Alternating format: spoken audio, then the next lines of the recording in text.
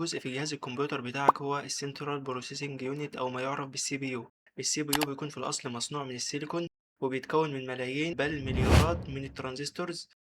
والترانزستورز لها حالتين: لو في تيار كهربي بيمر بداخل الترانزستور بيكون في حالة اون، لو مفيش تيار كهربي بيكون في حالة اوف. السي بي يو بيقدر ينفذ مليارات العمليات الحسابية في الثانية، وهو المسؤول عن التنسيق بين كل مكونات الجهاز بالكامل.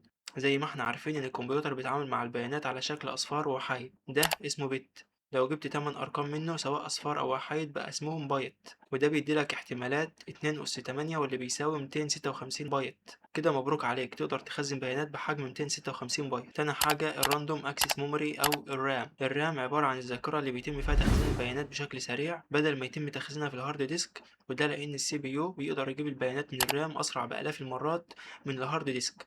فالرام بتعتبر الملاذ التاني للسي بي يو بعد الكاش، فلو الرام موجودة بحجم صغير السي بي يو مش هيقدر يشتغل بالكفاءة المطلوبة. وكل ما كانت الرام أكبر كل ما كان السي بي يو قادر إنه يعالج بيانات أكبر بسرعة أكبر. وده بيودينا لنقطة تانية واللي هي الداتا مانجمنت. إدارة البيانات بتتمثل في حاجة اسمها الستاك، بيتخزن فيه جميع أنواع البيانات الأساسية، وده بيشتغل بنظام ال LIFO اللي هو List In First Out. ده كده عبارة عن الستاك، بيفضل يخزن داتا لحد ما المساحة أو الستاك تتملى، بعد كده مفيش داتا تانية بتتخزن. ومعنى last in first out إن آخر داتا اتخزنت هي أول داتا بتخرج لحد ما الستاك يكون فارغ تماما. في حالة لو بتكتب كودينج فالكومبايلر هو اللي بيقوم بالعملية دي بشكل تلقائي من غير أي تدخل منك.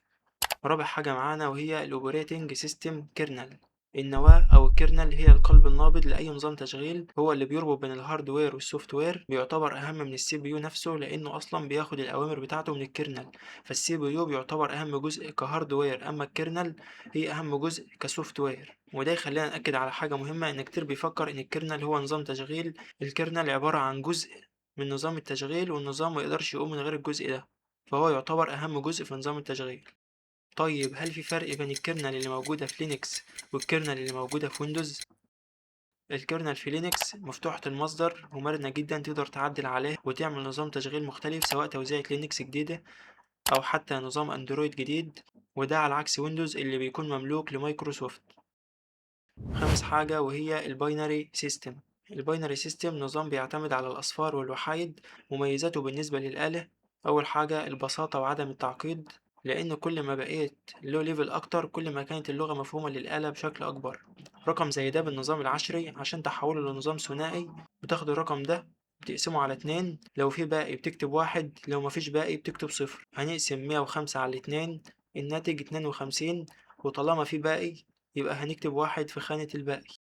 بعد كده هتاخد الرقم اللي بعده وتقسمه على الاتنين، لو في باقي هتحط واحد، لو مفيش باقي هتحط صفر. وكذلك هتاخد الرقم اللي بعده وتقسمه على الاتنين، هتفضل تقسم على الاتنين كده لحد ما في الآخر مش هتلاقي أي أرقام باقية، وفي الآخر هتلاقي اتكون معاك رقم عبارة عن أصفار ووحايد، وده بيكون الرقم المكافئ ل105 بالنظام الثنائي. هو الأساس اللي بنت عليه لغات البرمجة زي السي والسي بلس بلس. الحاجة اللي بعد كده الأسكي. الأسكي اختصار لأمريكان ستاندرد كود of information interchange. هو عبارة عن جدول بتقدر من خلاله تحول أي كاركتر سواء كان سمول أو كابيتال أو حتى رموز لنظام أسكي. وطبعا الحروف الكابيتال بتختلف عن السمول، وبما إن الكمبيوتر مش بيفهم غير أصفار ووحايد فهو بيخزن أي رقم على هيئة بيتس. فمثلا الحرف A كابيتال بيساوي 65 بالنظام العشري بتاعنا، والكمبيوتر بيخزنها على هيئة أرقام باينري عبارة عن أصفار ووحايد بالشكل ده. آخر حاجة معانا هنختم بها الفيديو إن شاء الله اللي هي اللوجيك جيتس أو البوابات المنطقية. عرفنا إن الكمبيوتر بيخزن البيانات على شكل أصفار ووحايد، لكن هل كل العمليات بتكون عمليات تخزين بس؟ أكيد لأ. وهنا بيجي دور العمليات المنطقية. في بوابات منطقية بتكون في مسار واحد بيدخل لها input واحد وبيطلع منها output واحد، يا إما بيدخل لها زيرو يا إما بيدخل لها 1. دي أبسط أنواع اللوجيك جيتس. النوع التاني من اللوجيك جيتس النوت، ودي ببساطة بتعكس المدخل اللي بتديهولها. بتديلها input زيرو بيطلع لك output واحد، فأي input بتديهولها بيطلع لك عكس. في لوجيك جيتس تانية لها أكتر من input وبتطلع لك output واحد زي الأند، ودي لو اديت لها input واحد وواحد هتطلع لك true أو واحد. لو دخلت ليها 1 وزيرو هتديلك اوتبوت بزيرو. فهي باختصار هتديلك اوتبوت بصفر لو اي واحد من الاتنين انبوت بصفر.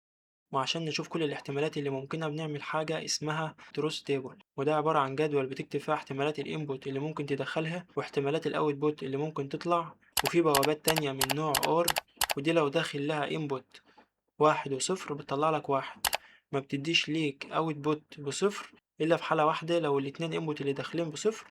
لو عجبك الفيديو متنساش تدعمنا باللايك والاشتراك وتقول لنا رأيك في التعليقات. سلام.